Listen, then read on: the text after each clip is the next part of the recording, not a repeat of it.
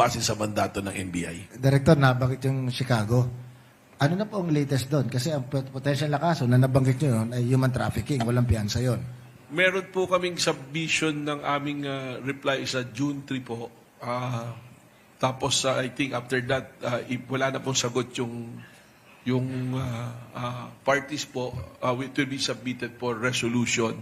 But there are other individuals that we will be filing additional cases probably next month po. Kinukumpleto lang po namin yung aming mga attachment na evidence. Opo. So, galing po sa inyo, iniimbestigahan yung wife, yung anak, at saka yung dating politiko. Yung wife po at saka yung anak is already been a case was already been filed with the prosecutor of Pasig. Then the other personalities, we have just finished doing the matrix kung ano yung involvement. And eventually we will file cases. Hopefully by next week may file na po namin ito.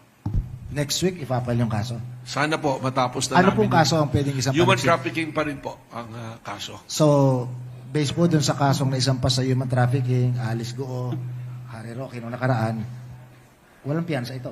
Yes, no bail po, and we have studied it. Pasok po ito sa qualified human trafficking because if the human trafficking is done by 3 or more individuals, immediately qualified. Tapos if the human trafficking ended up in prostitution, qualified din po yun. And the prosecutor will always recommend a no bail in this case.